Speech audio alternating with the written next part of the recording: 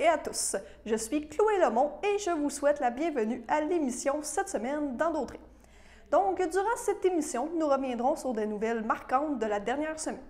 À l'affiche cette semaine, lors de la conférence de presse du 16 mars dernier du premier ministre François Legault, il a été annoncé que la vaccination débuterait dans les pharmacies. C'est pourquoi nous avons rencontré M. Germain Chartier, qui est pharmacien propriétaire du Jean Coutu Berthierville, pour parler de ce sujet qui est la vaccination. Amélie Drainville, qui est co-porte-parole pour Québec solidaire, section Berthier, nous parle de la pétition lancée à Saint-Michel-des-Saints pour s'opposer au projet minier.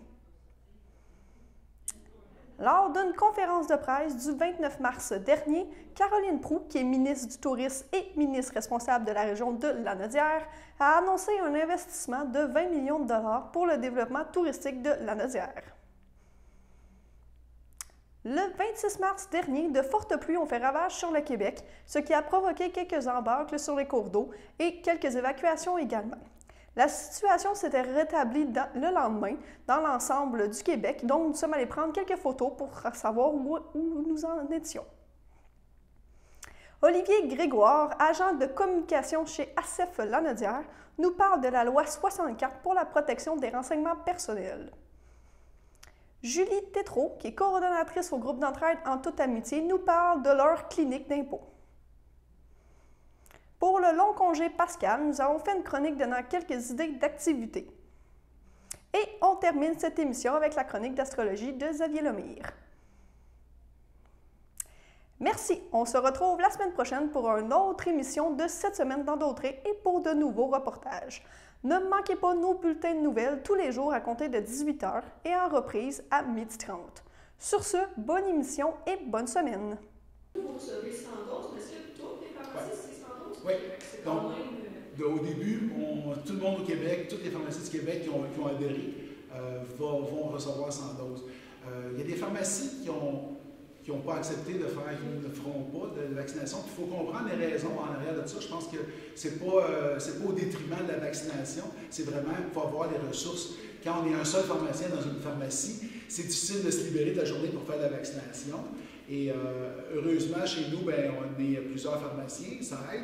On a aussi l'infirmière qui est là 2 jours semaine qui va contribuer. Donc, c'est tout ça fait que ça nous permet de vacciner. Mais on a nos limites aussi, malheureusement. On aimerait bien ça, d'en faire 1000 par jour, puis ça serait notre souhait plus cher, mais c'est difficile, logistiquement. Oui, c'est ça, le cadre quand même. Il faut quand même qu'il y ait l'espace pour d'abord respecter la distanciation, puis bon, l'observation, comme vous dites, il y a plusieurs étapes, il reste pas assis. Puis il y a une dernière étape essentielle que j'ai oublié de vous dire, c'est qu'on doit, dès qu'on vaccine les gens, déjà leur dire dans 4 mois, la date de leur prochain rendez-vous. Donc, c'est obligatoire aussi dans notre... Donc, les gens qui s'engagent à venir en pharmacie vont revenir 4 mois après aussi à la pharmacie. Ils ne vont pas d'un autre lieu. Ils vont partir la journée même avec la date de leur rendez-vous. Ça, justement, on peut en parler de la deuxième dose. Une fois que la personne est vaccinée, donc une fois qu'elle a sa première dose, si jamais elle ne veut pas la deuxième dose, là, vous dites que vous faites un rendez-vous, est-elle obligée de revenir pour la deuxième dose?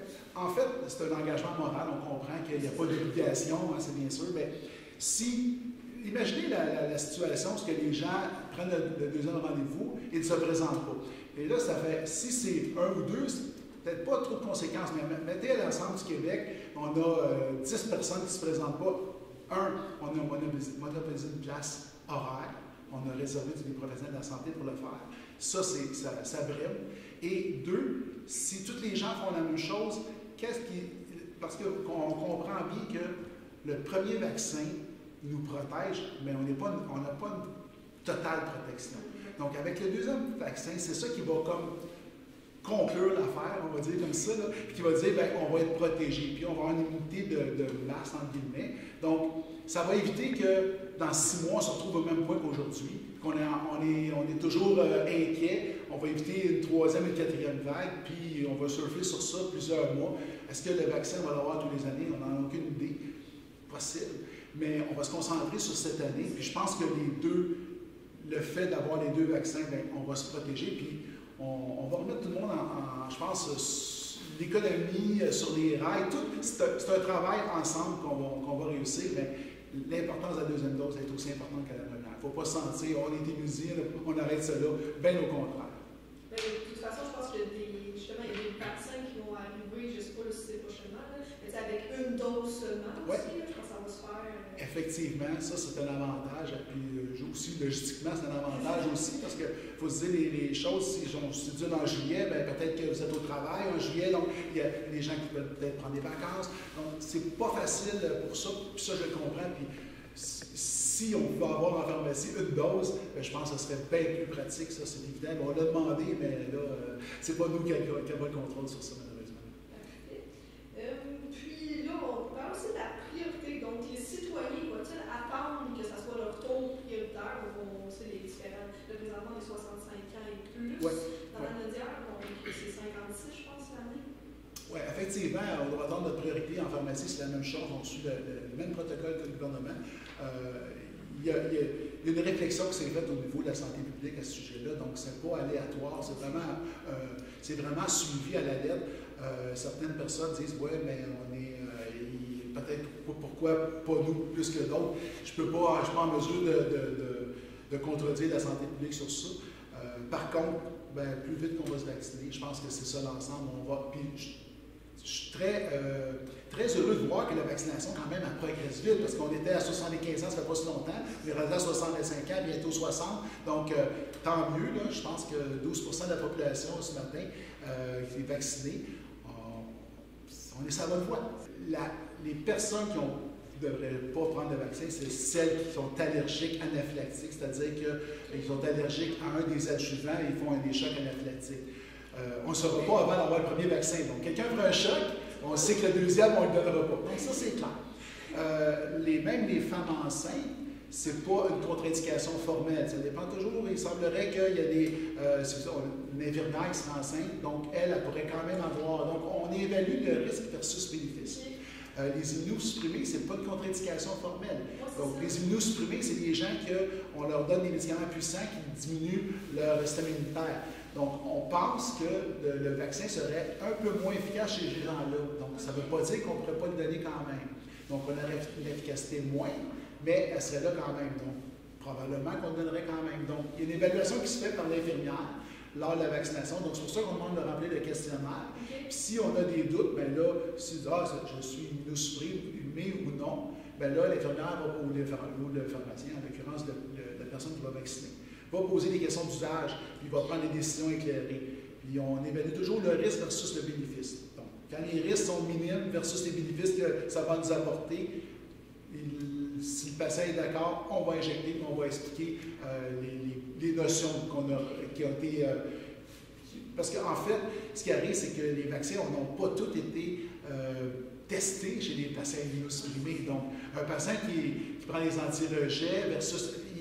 Encore là, dans les immunosupprimés, il y a plusieurs catégories. Donc, on va prendre des décisions avec lui, mais ce n'est pas une contre-indication absolue, ça c'est clair. Est-ce que les gens peuvent prendre deux rendez-vous, exemple, justement, un à la pharmacie ou au Garigel, vous avez dit pour la deuxième dose, c'est non, c'est pharmacie. Oui. Mais si, exemple, je pense que c'est une question de transport, surtout si jamais ils prennent un rendez-vous pharmacie, Garigel, puis que là, oups, ils ne peuvent pas se rendre au Garigel, ils peuvent quand même aller à la pharmacie. Oui. Bien, on ne recommande pas de prendre deux rendez-vous parce qu'on réserve deux plages horaires pendant ce temps-là. Mais s'il y a des gens qui le font, au moins aviser l'autre place pour canceller le rendez-vous si vous avez eu la vaccination ailleurs. Ça, c'est primordial parce que quand on réserve une plage horaire, pour nous, vous comprendrez qu'on doit suivre les mêmes critères que la santé publique. Donc, un patient qui ne se présente pas, ben, qu'est-ce que j'ai là comme alternative? Oui, je pourrais, entre guillemets, je peux trouver des patients dans la pharmacie. Ça se peut, ça peut arriver, effectivement. Mais le problème là-dedans, c'est que quand on prépare les doses, c'est bon pour la journée seulement. Donc, si on le sort du frigidaire, tout ça, c'est bon quelques heures. Donc, faut absolument que les vaccins soient conservés sécuritairement. Ça, il n'y a pas de problème. Puis après ça, pendant la journée, il faut s'en occuper de ces vaccins-là. Ils ne sont pas laissés sur le comptoir et tout ça. Donc, il faut vraiment s'assurer que si on sort une boîte de 10 doses, il faut la passer dans la journée. Ça, c'est clair. Donc, on a la dernière alternative de passer les gens à la pharmacie ou les employés qui suivent les critères. Puis si à la fin, on perd une dose, on n'a mieux pas faire une dose, on va vacciner quelqu'un à proximité. C'est ce qui va arriver. Mais on ne souhaite pas. On souhaite suivre les règles, puis c'est plus facile comme ça. On n'a pas de perte. Puis il faut éviter les pertes, ça c'est clair. On a déjà pas beaucoup de doses, on va s'assurer de vacciner des gens avec. Oui, c'est ça. C'est comme on dit, s'ils ne prennent pas le rendez-vous justement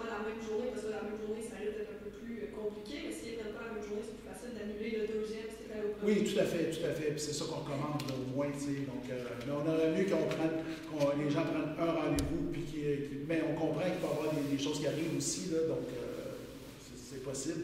Puis on comprend aussi, on a une dynamique particulière à Berthier, parce qu'on n'a pas beaucoup de plages horaires disponibles. Là, présentement, j'en regardais ce matin, et c'est complet pour le mois prochain. Donc, c'est pas facile. On a une journée par semaine, je ne me trompe pas, de vaccination, excluant les pharmacies qui vont commencer, bien sûr. Donc, ça met de la pression quand même sur les gens de Berthier qui doivent se déplacer, qui n'ont pas de véhicule. Je sais qu'il y a certains organismes communautaires, dont le CABA, peuvent accompagner les gens, mais c'est une problématique. Puis je ne sais pas si c'est juste si c'est exclusif à la région, mais c'est une difficulté que les gens rencontrent, c'est sûr. Ça, je pense que la laveterie, c'est le même principe dans l'optique. Il faut quand même qu'ils se déplacent ailleurs. Oui, ben, je ne sais pas si à la laveterie, ils ont un centre communautaire. Ils peuvent avoir l'espace, mais c'est la non-disponibilité des lieux. Donc, c'est ce qui arrive aussi là, présentement. Le gouvernement a deux défis, les emplacements, et aussi les personnes qui vaccinent. Donc, ils ont besoin des vaccinateurs, puis des évaluateurs, puis tout ce qui va alentour. Là. Donc, c'est une grosse logistique, c'est sûr. Exact. Puis, justement, est-ce qu'il pourrait y avoir des effets secondaires suite à l'injection du vaccin? Là, on en a parlé un peu, mais... Oui, et puis c'est sûr que dans l'ensemble, les effets secondaires se ressemblent à d'autres vaccins. Les gens peuvent avoir mal des maux de tête, peuvent avoir de la fièvre, peuvent avoir de fatigue, une douleur locale, c'est bien sûr. Heureusement, c'est très varié d'une personne à l'autre, mais heureusement, normalement, ça ne vous empêche pas de travailler ou d'aller faire vos occupations. Ça peut durer quelques jours. Il y en a qui sont plus ou moins réceptifs. Est-ce que le premier vaccin va être la même chose que le deuxième? On ne le sait pas, mais soyez rassurés, ce n'est pas quelque chose qui devrait vous causer des graves effets secondaires. C'est pas ce qu'on a comme... mais oui, effectivement, je ne peux pas vous dire que vous n'aurez pas, c'est impossible. Donc, les Tylenol, souvent, sont une option après, si vous avez des effets secondaires, mais on va vous rassurer à ce niveau-là, vous nous appelez à ce moment-là si vous avez des effets secondaires par la pharmacie. Même si les pharmaciens ont notre bagage universitaire, la vaccination, c'est un nouvel acte. Donc, on a eu 8 heures de formation juste pour apprendre les endroits, tout ça. Donc, excluant la théorie qui est plusieurs heures de théorie. Donc, non, soyez sans crainte. Nous sommes très bien formés à ce sujet. Je vous annonce maintenant que dès la semaine prochaine, c'est-à-dire que dès la semaine du 29 mars, les pharmaciens de la grande région de Montréal, Laurentides, Lanaudière, Laval, Montérégie, vont aussi débuter la prise de rendez-vous, ça effectif pour la semaine du 5 avril. Donc, ce sont en fait près de 1000 pharmacies qui participeront à la vaccination seulement dans la grande région de Montréal. Alors, cette contribution-là va être accentuée dès la mi-avril, parce qu'à la fin, comme je vous l'avais mentionné, c'est plus de 1500 d'entre elles, 1500 pharmacies qui vont être à l'œuvre sur l'ensemble du territoire québécois.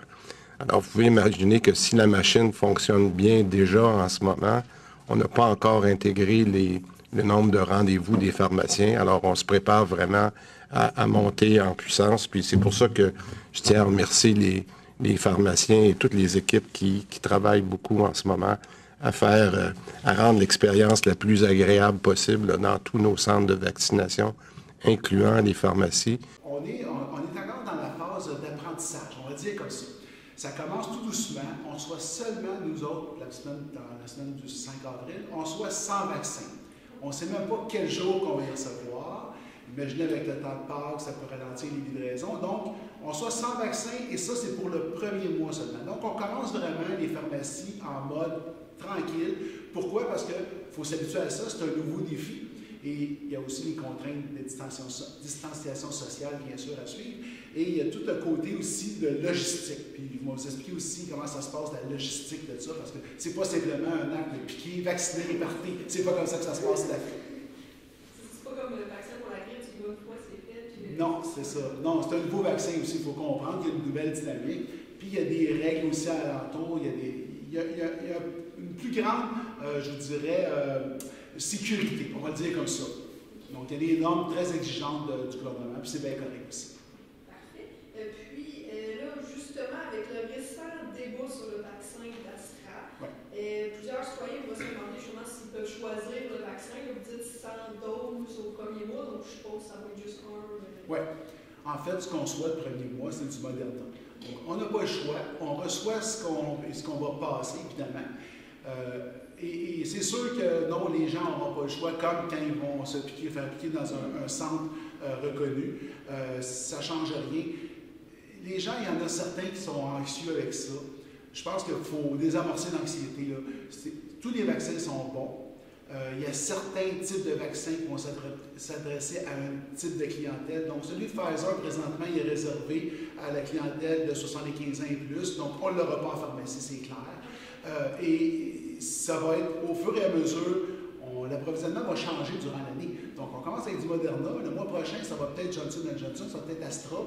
On ne sait pas, on n'a pas le contrôle sur ça. Puis malheureusement, on ne peut pas dire que c'est un menu à la carte. On n'est pas au buffet chinois, bien sûr. Donc, mais ce qui est important, c'est que tous les vaccins protègent. Peut-être à des niveaux différents, mais il faut penser à l'immunité de masse. Une fois qu'on va être protégé, bien, qu'il y en a un patient qui soit protégé à 75 puis l'autre à 78, au bout de la ligne, ça ne changera rien parce que l'ensemble de la population, on va être majoritairement protégé. C'est ça l'essentiel là-dedans. Donc, soyez rassurés.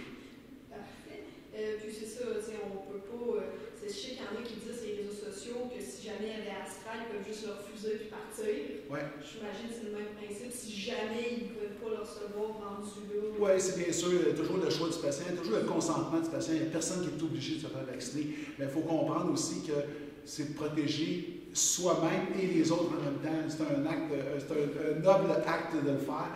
Puis les risques de la vaccination, là, quand on parle d'Astra, les problèmes thromboemboliques, c'est tellement minime là, qu'il y en a eu que c'est vraiment pas significatif. Quand on parle de 0,00003%, c'est des chiffres tellement... on n'est pas convaincu que les autres vaccins n'auraient pas cette cause-là. Donc, il faut essayer faut dédramatiser ça. C'est pas Astra, il n'est pas pire qu'un autre. On en est convaincu. D'ailleurs, on voit qu'il y a certains pays européens qui reculent. Ils avaient décidé de l'exclure. Maintenant, ils décident de le réinclure parce que ça progresse continuellement, les études. Et donc, on est en train de démystifier pas mal cette problématique-là. Puis, les gens, il faut qu'ils soient rassurés. Mais bien sûr, les gens ont le choix, si ça ne fait pas leur affaire, de de ne pas accepter de se faire vacciner, c'est clair. De toute façon, je pense que c'est le ministre Dubé qui s'était vacciné avec Astra. Ouais. Donc, on se doute que s'il se fait vacciner avec, c'est que les risques sont quand même. Tout à fait. Puis, quelle est la procédure pour prendre un rendez-vous en pharmacie pour pouvoir se faire vacciner? Oui. Ça, c'est complexe dans le sens que vous imaginez s'il y avait 3000 personnes de Berthier ou 2000 personnes qui nous appellent à la pharmacie pour prendre un rendez-vous, ça complique les choses. Il ne faut pas oublier aussi qu'on continue à servir des gens, puis notre job primaire, notre profession, c'est de servir les gens, de vous les médicaments, puis de donner des conseils. Donc, on ne peut pas non plus prendre la ligne puis parler aux pharmaciens pour savoir quel type de vaccin on veut, puis est-ce qu'on va avoir des effets secondaires, tout ça. Donc ça, ce côté-là rassurant, on va le faire quand on va faire l'injection. Si on l'a fait, bien sûr, parce qu'il y a toujours le côté, vous pouvez aller le faire en pharmacie, il y a toujours aussi les centres qui sont accrédités présentement. Donc, on a les deux choix et on comprend que le choix en pharmacie, bien, la procédure, pour nous, en tout cas, pour les pharmacies de la région Jean Coutu, puis chaque pharmacie va être différente, mais grosso modo, c'est qu'on va passer par Clic Santé pareil.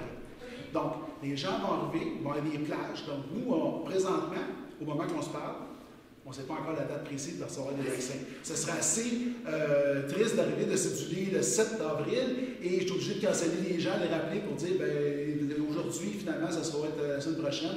Donc, ce qu'on veut éviter, c'est justement de dédoubler les tâches puis d'éviter de déranger les patients inutilement.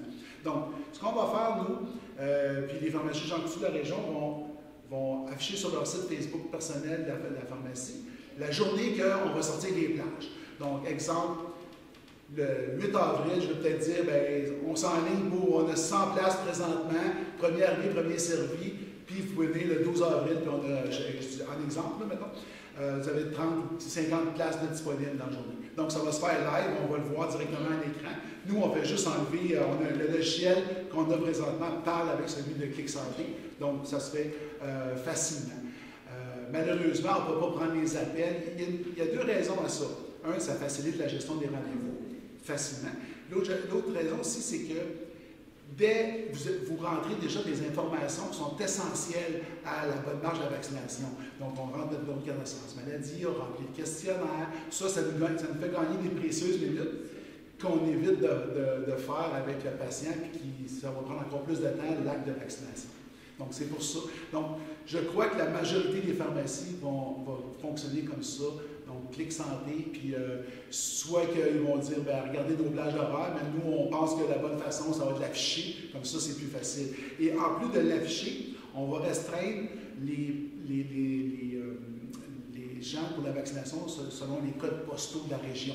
Donc, il n'y aura pas, normalement, il n'y aura pas des gens de Joliette qui vont venir se faire vacciner chez nous. Ça va être plutôt vraiment local, donc Berthier, les îles, les Saint-Norbert, Saint-Hubert, qui sont à proximité, c'est des patients qu'on dessert déjà de la pharmacie. OK, parfait. C'est ça, justement, vu que les gens de Berthier sont obligés d'aller présentement à Joliette, ça va peut-être faciliter un peu pour ça.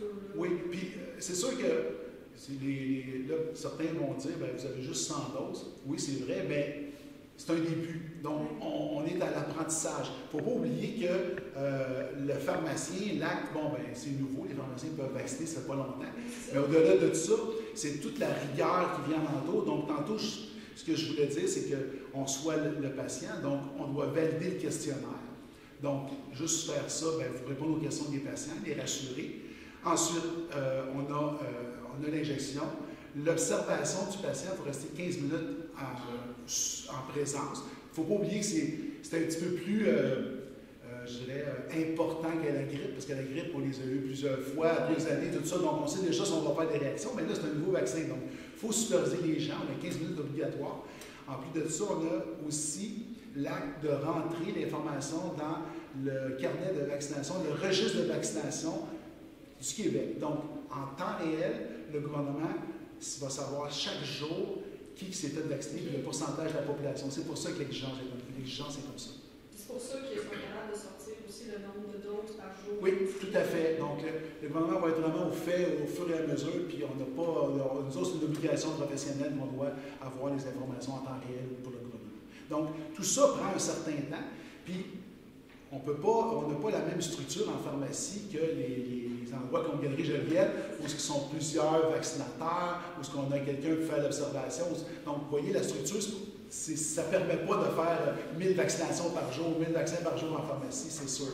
Mais il faut comprendre que la pharmacie ça va être vraiment de la proximité. Donc, il y a ça. Il y a des gens qui ne peuvent pas se déplacer à Joliette facilement. Donc, on devient un endroit de facilité, de proximité. Et on devient en même temps, c'est ça, on ne remplacera pas le gouvernement dans son rôle. On est secondaire, puis on va faire combien de milliers, de centaines de milliers de doses au Québec, je ne sais pas, via les pharmacies, mais peu importe, on contribue, puis c'est ça, je pense, l'essentiel. Donc, on va parler un peu, il y a eu une pétition à Saint-Michel pour la mine. Donc, peux-tu nous expliquer en fait pourquoi cette pétition-là? Oui, bien en fait, Québec solidaire Berthier a tout récemment lancé une pétition pour s'opposer au décret d'autorisation qui a été donné par le gouvernement du Québec, puis plus spécifiquement le ministre de l'Environnement, au projet minier Nouveau Monde Graphite à Saint-Michel-des-Saints. Puis, pourquoi on a lancé une pétition? Bien, pour toutes sortes de raisons.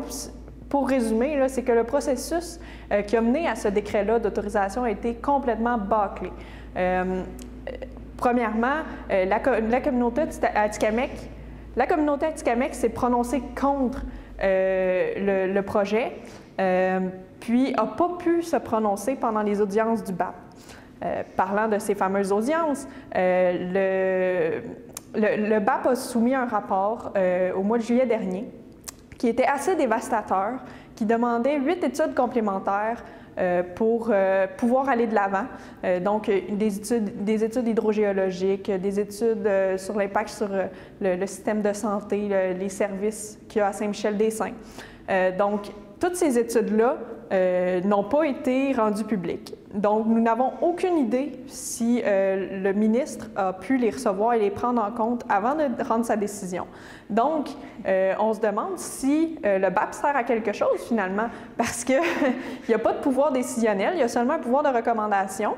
Puis, si le ministre ne tient pas en compte les recommandations qui lui sont fournies pour bien protéger notre environnement, on se demande à quoi ça sert d'avoir un BAP finalement. Le BAP est supposé protéger la population puis l'environnement contre des dérives d'entreprises qui pourraient intentionnellement ou non être malveillantes. Donc, c'est un processus qui est fondamental, mais si on ne respecte pas ces recommandations, il y a quelque chose qui achoppe, il y a quelque chose qui ne fonctionne pas. Un autre élément qui ne fonctionne pas dans le projet minier Nouveau Monde Graphite, c'est qu'il n'y a pas de clients pour l'instant. Donc, il n'y a pas de débouché. le promoteur n'a pas de clients pour son graphite. Puis, on ne sait pas finalement si ça va être rentable économiquement. Donc, ce que la CAQ nous propose comme projet de société présentement, c'est d'aller planter des bulldozers dans un endroit qui est un territoire des Atikamekw, que la population a été à moitié consultée parce que les villégiateurs n'ont pas été pris en compte dans le sondage. Une situation économique qui n'est pas favorable aux promoteurs. Donc, on va aller détruire l'environnement pour ne pas avoir de marché.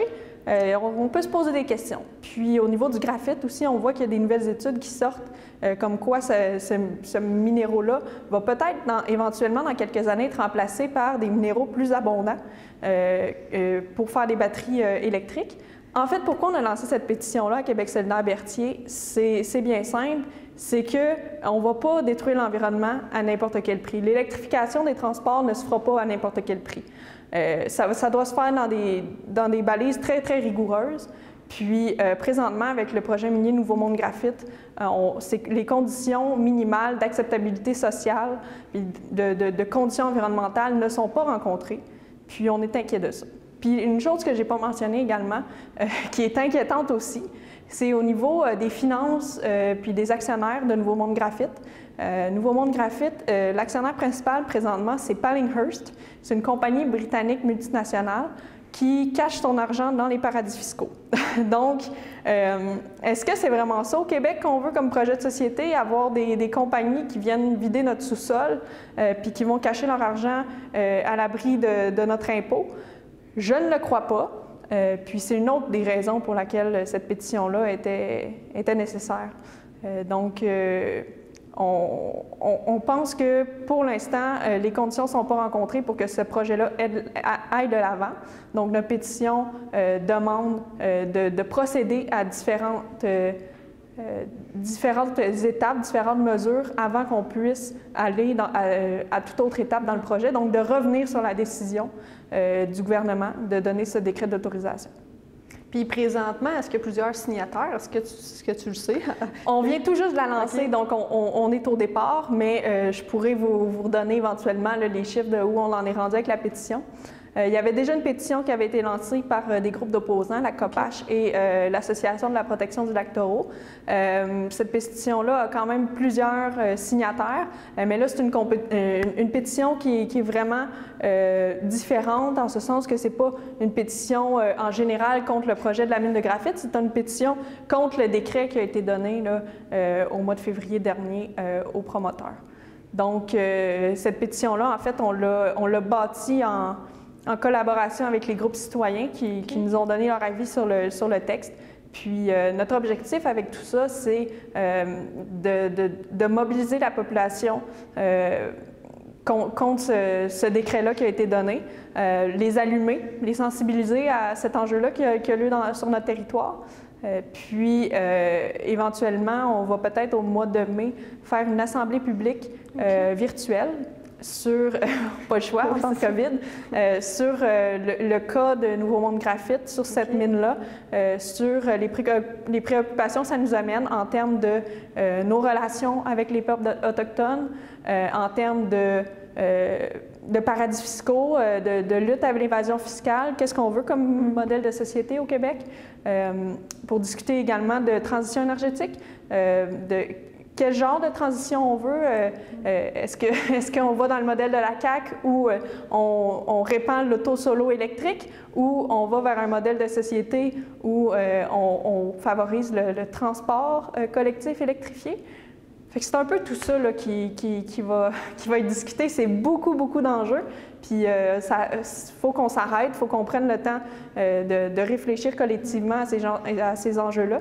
Puis avec des députés, avec la coalition, des coalitions d'opposants, bien, une assemblée publique virtuelle va permettre d'aller en profondeur dans ces enjeux-là, de répondre aux questions du public, d'éveiller les consciences sur cet enjeu-là. Puis, espérons-le, de gagner notre combat là, contre le décret qui a été donné. Ici, chez nous, chez moi, dans la Naudière, il y a un projet. Certains maires disent qu'ils travaillent depuis 40 ans. D'autres vont dire qu'il y a des conversations régulières depuis 10 ans. Il y a du travail qui est fait encore davantage avec toute cette belle équipe-là depuis 2 ans et demi.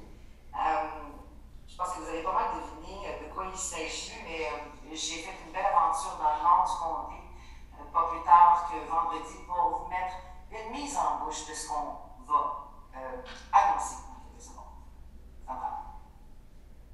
Le développement touristique, on le voit, c'est un impératif pour développer l'économie de tout le Québec. Pour la pratique des activités tant hivernales qu'estivales, la chasse, la pêche, la motoneige, la randonnée, la raquette, le ski de fond, le ski alpin.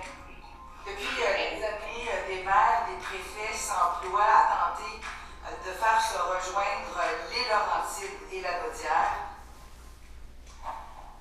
Et donc, avec une immense fierté aujourd'hui que je vous annonce que le gouvernement du Québec investit 20 millions de dollars pour aménager enfin un 30 km qui traverse le parc national du Mont-Tremblant afin de créer une route panoramique, une route touristique entre les municipalités de Saint-Michel-des-Saints et de Saint-Donat. Ces sommes ont été confirmées pas plus tard que jeudi dernier, alors que mon collègue Éric Girard présentait son plus récent budget. Une route qui va permettre de se déplacer entre les régions touristiques que sont celles des Laurentides et de la Naudière, afin de pouvoir créer cette boucle-là qui va finalement venir désenclaver le nord de la Naudière. Avec ce tronçon-là, on va apporter entre autres des corrections géométriques qui vont permettre aux véhicules de pouvoir y circuler à 50 km/h. Il y aura également une bande cyclable qui sera ajoutée pour favoriser le cyclotourisme. Ça inclut également des haltes panoramiques qui vont bonifier l'expérience des utilisateurs et qui vont mettre en valeur toute la beauté du territoire de la Naudière et des Laurentides.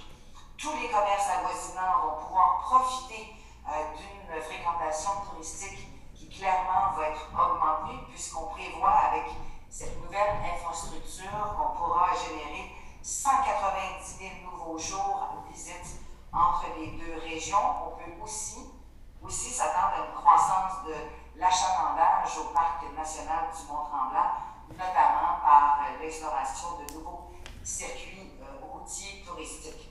On voit aussi, en tout cas moi je le vois, ce potentiel-là de développer un nouveau pôle d'activité et de services dans le secteur du lac des Cyprès et avec les acteurs régionaux de la Naudière et des Laurentides qui souhaitaient depuis longtemps faire de la route 3 et de la route des Cyprès une route panoramique.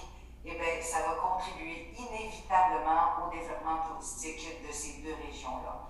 Le projet avait déjà fait l'unanimité auprès des acteurs socio-économiques de toute la région. Ça avait été évidemment appuyé par la MRC de Matawini et de ses élus. Aujourd'hui, c'est donc un vieux rêve qui se réalise. Merci et bravo à tous ceux et à celles qui ont mis l'énergie, le temps et le cœur à l'accomplissement de cette importante annonce de 20 millions de dollars aujourd'hui. En terminant, quand je vous dis qu'il faut profiter de toutes les occasions pour propulser la relance touristique d'aujourd'hui, l'annonce d'aujourd'hui, je pense que c'est un parfait exemple de ça. Au Québec, on a vraiment tout le potentiel pour se positionner et continuer de se positionner comme une destination de réputation internationale. Donc, on a tous l'envie, le besoin, la nécessité d'exploiter intelligemment et de façon responsable pour attirer des touristes d'ici et d'ailleurs. Je sais que ma collègue Agnès Grondin, députée d'Argenteuil, est présente et que c'est de la musique à ses oreilles d'entendre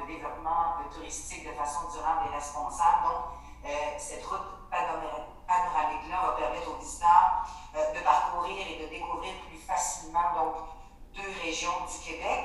Ça va agir sur 2 pôles. Un, fort possiblement venir allonger le séjour touristique et 2, de faire avec la lenteur, donc le slow travel, pour limiter au maximum les émissions de gaz à effet de serre.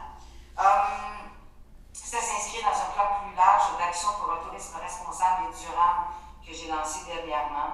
Cette route panoramique-là, avec une bande cyclable, c'est complètement en phase avec la vision qu'on a portée avec notre plan d'action en tourisme responsable et durable. On peut même pousser l'idée un peu plus loin en rêvant, sur la fameuse route 3, d'avoir un circuit de véhicules, qu'ils soient automobiles ou de vélos 100% électriques sur cette boucle-là. Ce matin, l'équipe de CTRB est allée vérifier l'état des cours d'eau suite aux pluies de cette fin de semaine. Donc, nous sommes allés du côté du rang Berthollet et de la rivière Bayonne. Donc, le rang Berthollet a été fermé pour la fin de semaine et les citoyens de Saint-Félix ont été évacués aussi en fin de semaine. Donc, d'abord, comme on peut le voir sur les images, l'eau commence à se répandre sur le rang Berthollet. Donc, on est allé ce matin, commençait à se répandre sur le rang Berthollet et on peut voir que les vents n'aident pas la cause, donc ça continue de se répandre grâce au vent. Plus tard aujourd'hui, M. Jean-Pierre Gagnon, qui est directeur général de l'organisme de bassin versant de la zone Bayonne, a bien voulu nous faire un petit portrait de la situation concernant la rivière Bayonne. Donc, vendredi soir, le 26 mars, les fortes pluies ont causé quelques embâcles en amont du bassin de la rivière Bayonne. Le débit est monté à plus de 40 mètres cubes par seconde à la station hydrométrique de Saint-Félix-de-Vallon.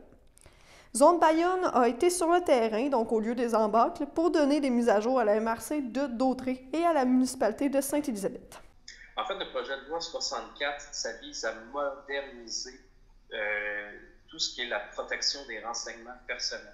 Okay. Ceci étant, en fait, on le sait là, avec le Code des jardins, ce qui s'est passé, ça a brassé pas mal de gens à ce niveau-là, tout ce qui était la protection des renseignements personnels. Par contre, ici à la CEP, on a pris une position que le gouvernement n'a pas pris cette tangente-là, malheureusement, parce que la réelle question, notamment en matière de crédit, l'accès au dossier de crédit. Nous, notre position à la CEP, c'est que les gens qui peuvent accéder à ça, à notre dossier de crédit, ça devrait simplement être des gens qui offrent du crédit. Or, ce n'est pas ça qui se passe dans la réalité. Souvent, lorsqu'on veut demander un logement, le propriétaire veut regarder le dossier de crédit. Pour des questions d'assurance, on veut regarder le dossier de crédit. Notre position, notre argumentaire, c'est que ça n'a pas de pertinence et que ça devient dangereux parce que ça pourrait discriminer des gens.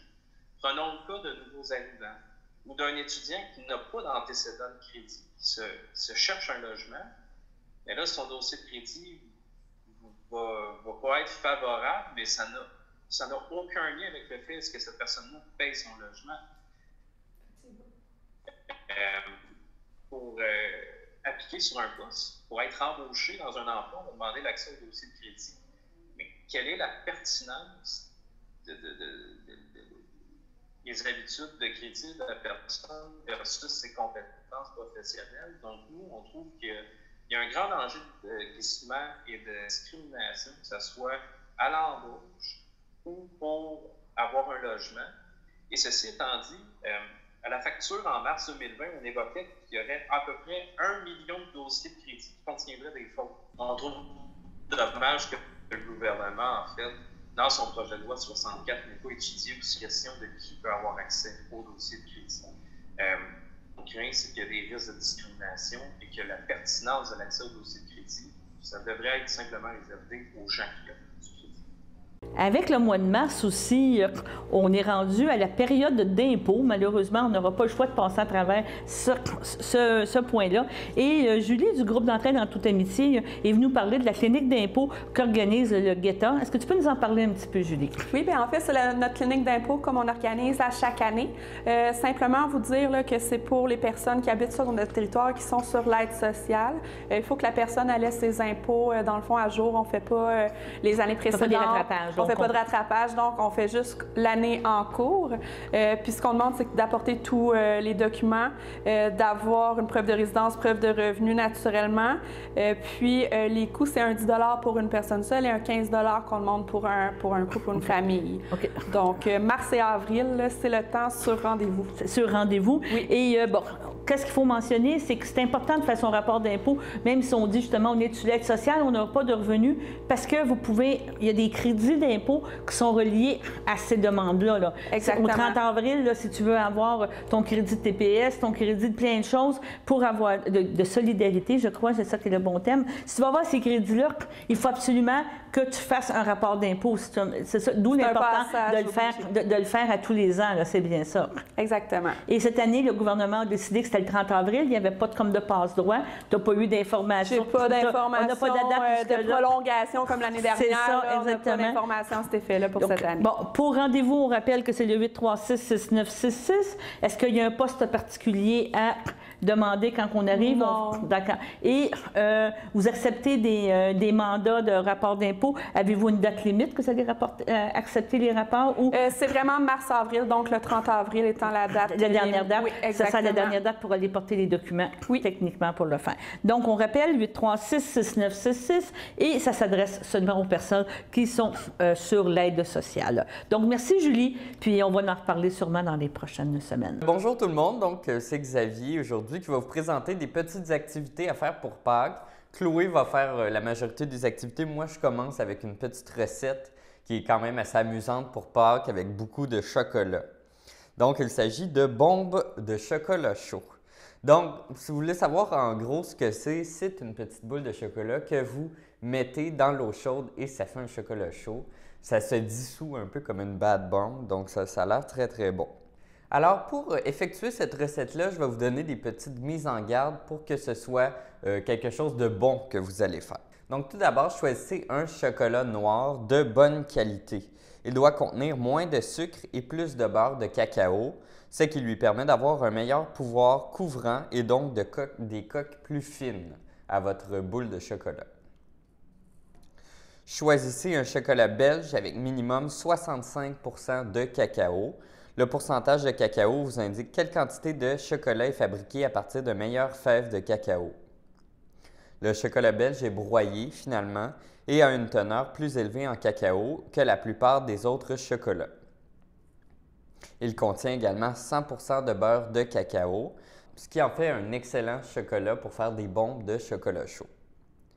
Donc, comment tempérer le chocolat? Eh bien, le tempérage du chocolat, c'est une technique qui consiste à faire passer le chocolat par plusieurs températures afin de désassembler ses molécules et les réassembler. Donc, c'est une technique qui va faire en sorte que le chocolat va être parfaitement ordonné et ça va lui donner un fini plus brillant, donc ce qui va rendre plus beau votre petite création. Si vous utilisez une tablette, hachez votre chocolat. Faites fondre votre chocolat au bain-marie afin qu'il atteigne 50 à 55 degrés Celsius. Retirez la casserole du feu, mais vous la conservez. Enlevez votre bol d'eau chaude et mélangez le chocolat jusqu'à ce qu'il refroidisse à environ 28 à 29 degrés Celsius.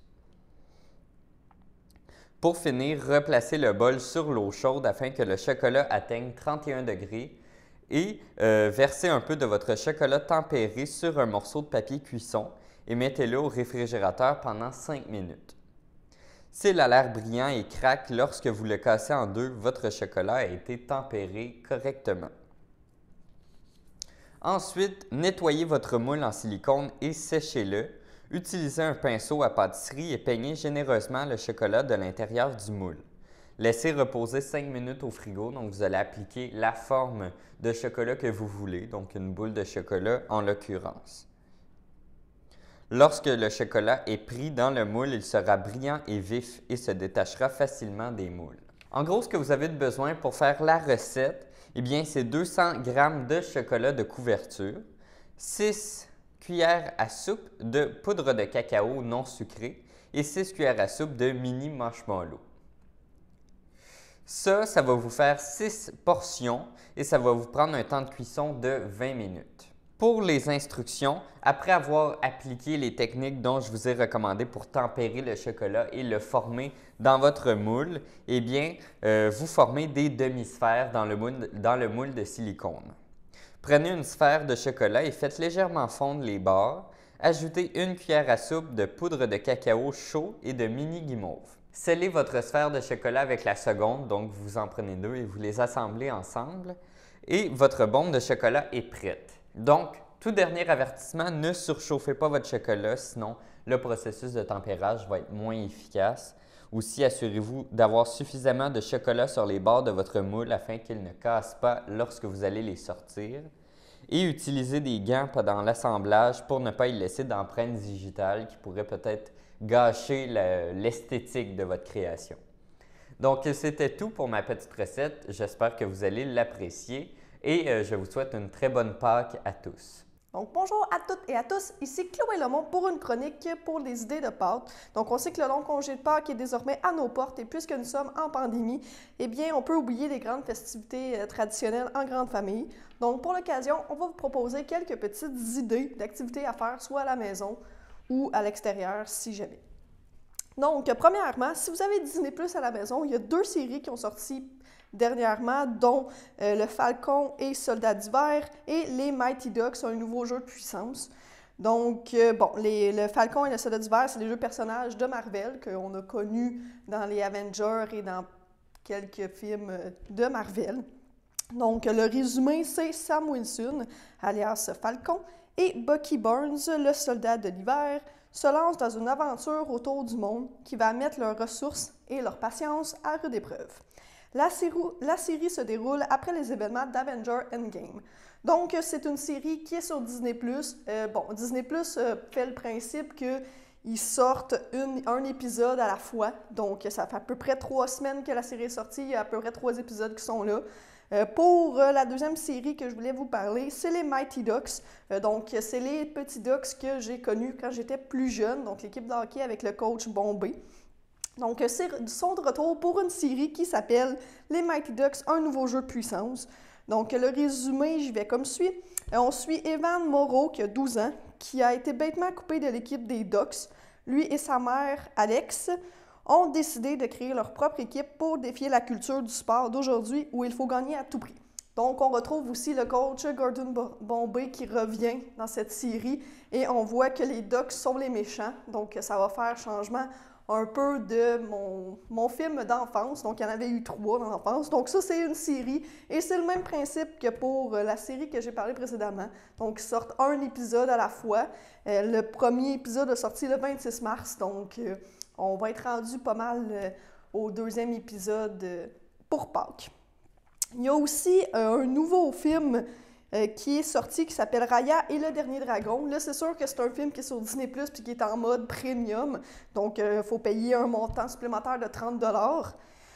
Pour l'avoir vu moi-même, c'est un excellent film d'animation de Disney. Je crois que c'est un de leurs meilleurs, à mon avis. C'est sûr que je ne suis pas un enfant, donc peut-être que ça peut divaguer. Mon opinion ne peut ne pas être la bonne, mais bon, il n'y a pas de chansons présentes dans ce film de Disney. L'histoire est plutôt bien construite, à mon avis.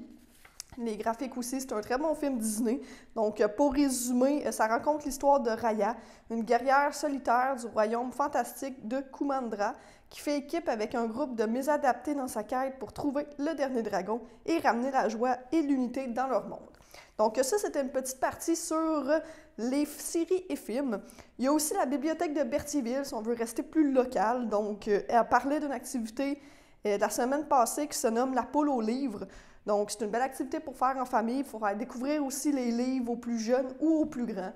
Donc, on vous encourage à participer. Et aussi, qui dit congé long de Pâques, on peut faire une soirée ou une journée jeux de société. Ça reste toujours une activité qui est amusante à faire en famille. On a une tonne de jeux québécois qui sont disponibles, puis je pense qu'on peut rejouer à des jeux de société sans problème.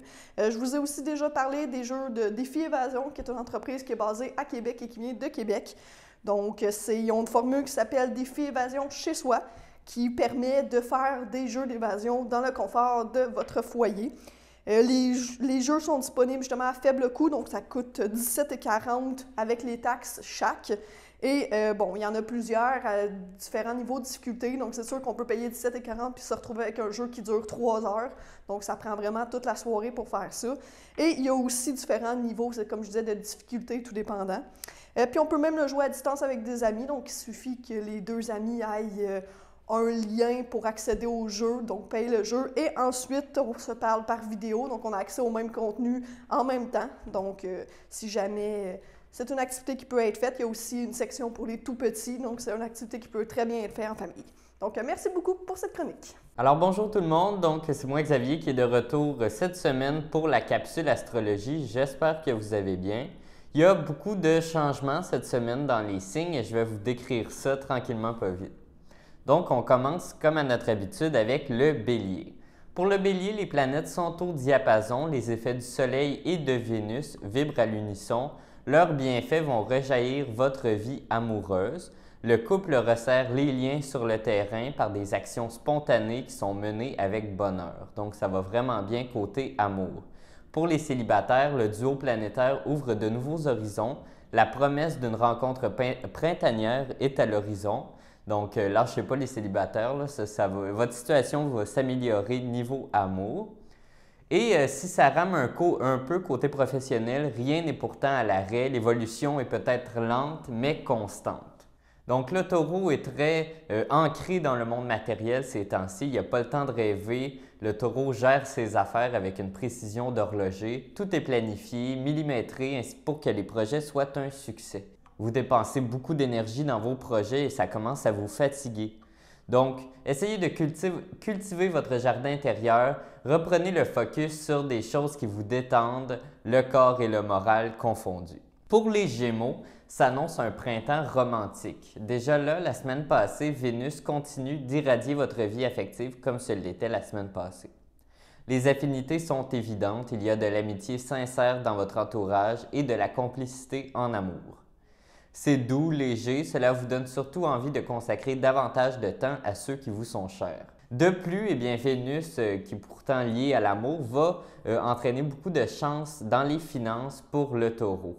Grâce à de belles circonstances, eh bien, vos finances vont mieux se porter ces temps-ci. Pour le signe du Cancer, fiez-vous à vous-même, vos qualités d'organisateur sont mises en avant et vos talents en valeur.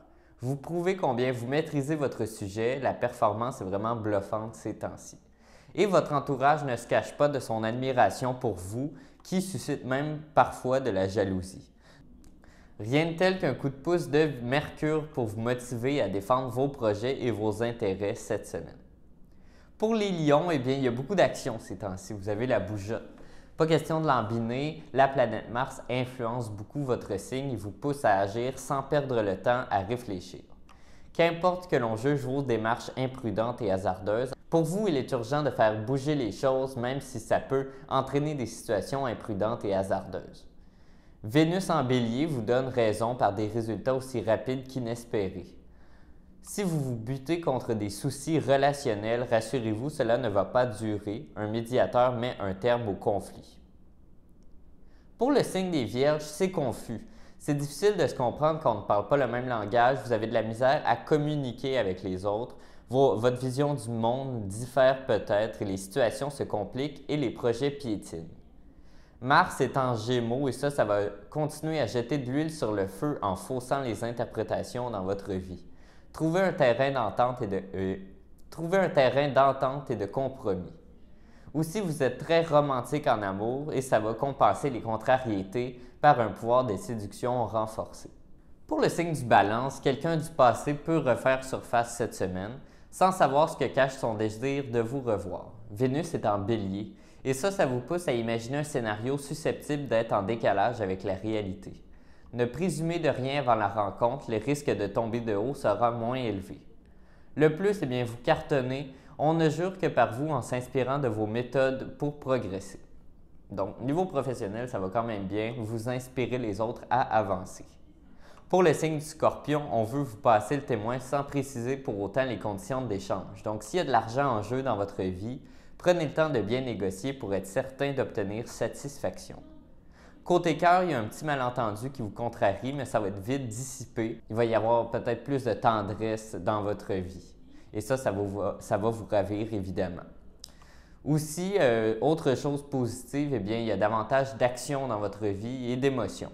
Pour les Sagittaires, vous n'êtes pas vraiment comblés dans votre vie ces temps-ci. Il y a une peur du vide et du silence qui va vous convaincre de remplir votre agenda. La planète Mars s'ingénie à vous provoquer des contretemps pour vous stresser. Soyez prête à vous déprogrammer de vos plans à tout moment et vous vous adapterez plus facilement à tout changement. Aussi, vous avez une souplesse d'esprit ces temps-ci, il faut l'adopter en amour pour profiter à fond des belles surprises que l'on vous réserve. Pour les Capricornes, le manque de compétences, de solidarité ou de bonne volonté va vous épuiser. En équipe, vous regrettez de ne pas trouver quelqu'un pour vous relayer. La question finit par se poser de savoir s'il faut partir ou rester, et ça peut concerner autant le monde amoureux que professionnel. Le corps fatigue lui aussi, vous avez besoin de récupérer. Pour le signe du Verseau, on en profite, vous savourez le bonheur d'être ensemble en amour, entouré de personnes aussi pour lesquelles vous êtes certaine de passer de joyeux moments. Si les affinités sont récentes, tout laisse à penser qu'une belle et solide amitié naîtra au fil des rencontres. De plus, un proche vous met sur la piste d'un projet à même de piquer votre curiosité par son caractère innovant. Pour le signe du Poisson, eh bien, Mercure vous invite à prendre le temps d'observer vos proches. Vous saurez mieux où ils veulent en venir et comment communiquer avec eux. En confiance, n'hésitez pas à vous dévoiler en leur faisant part de vos intentions et de vos attentes. À leur tour, ils sauront mieux où se situer. Et si le climat était pesant, eh bien, l'atmosphère devient plus agréable pour cette semaine. La tension retombe enfin. Ça va vous entraîner un soulagement qui est très grand dans votre vie. Donc, c'était ma capsule astrologie pour aujourd'hui. J'espère que vous avez apprécié. On se retrouve la semaine prochaine pour une autre capsule. Bonne semaine tout le monde!